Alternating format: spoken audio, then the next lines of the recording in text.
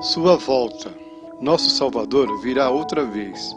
Antes de se separar dos seus discípulos na terra, Jesus mesmo lhe deu esta promessa: não se turbe o vosso coração.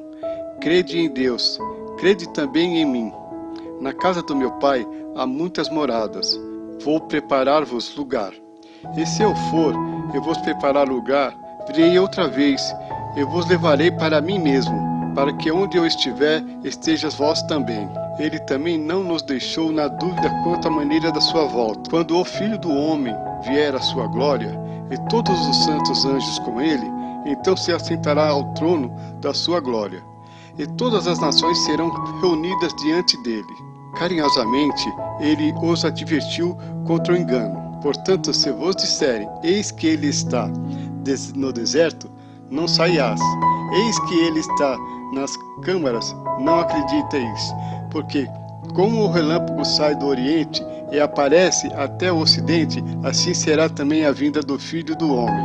Esta advertência é também para nós, falsos doutores que proclamam hoje em dia: eis que ele está no deserto. E os milhares têm saído ao deserto, aos mormons nos Estados Unidos, por exemplo, na esperança daí encontrar a Jesus. Milhares de outros que dizem comunicar-se com os espíritos dos que praticam, declaram que ele está na câmaras. Tal é a declaração feita pelos espiritismos. Cristo, porém, disse: não acrediteis, porque como o relâmpago sai do oriente e aparece até o ocidente, assim também será a vinda do Filho do Homem.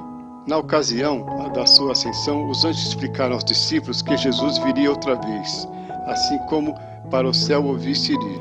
Ele subiu ao céu em forma corpórea. Vendo eles quando dele se separou, arrebatado por uma nuvem, ele voltará sentado sobre uma grande nuvem branca, e todo olho o verá. O dia e a hora de sua vinda não foram revelados. Cristo disse aos seus discípulos que ele mesmo não lhe poderiam dizer o dia nem a hora de sua volta. Mencionou, porém, certos acontecimentos por meio dos quais poderiam saber quando sua volta estivesse próxima. E haverá sinais, disse ele, no sol, na lua, nas estrelas. O sol escurecerá, e a lua não dará mais seu resplendor, e as estrelas cairão do céu. E na terra, disse Jesus, haverá aperto das nações em perplexidade, pelo bramido do mar e das ondas, homens desmaiando de terror na expectação das coisas que sobrevirão ao mundo. Então verão o Filho do Homem vindo sobre as nuvens do céu, com poder e grande glória, e virá os seus anjos com clamor de trombeta, e ajuntarão aos seus escolhidos desde os quatro ventos de uma outra extremidade do céu. A isso acrescentou o Salvador: aprendei, pois, esta parábola da figueira.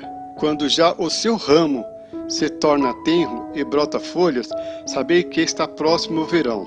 Igualmente, quando virdes todas essas coisas, sabei que está próximo às portas. Cristo estabeleceu sinais de sua vinda para o fim de podermos saber quando este acontecimento estivesse próximo. Quando na primavera as árvores brotam folhas, sabemos que está próximo ao verão. Do mesmo modo e com a mesma certeza, ao verificarmos os ditos sinais do sol, na lua e nas estrelas, podemos saber que está próximo a volta do Salvador. Esses sinais se cumpriram. A 19 de maio de 1780, verificou-se o escurecimento do sol. Esse dia é conhecido na história como o Dia Escuro. Em muitas partes da América do Norte, a escuridão foi tão completa que se fez mister acender lume ao meio-dia. Muitas acreditam ser chegado o dia do juízo. Nenhuma razões satisfatórias puderam jamais ser apresentadas para esse acontecimento sobrenatural, a não ser as razões dadas nas palavras de Cristo. O escurecimento do sol e o da lua, que coincidiu com o primeiro, foram sinais de sua vinda. A 13 de novembro de 1833, realizou-se o jamais maravilhoso espetáculo das estrelas cadentes que os homens jamais apreciaram.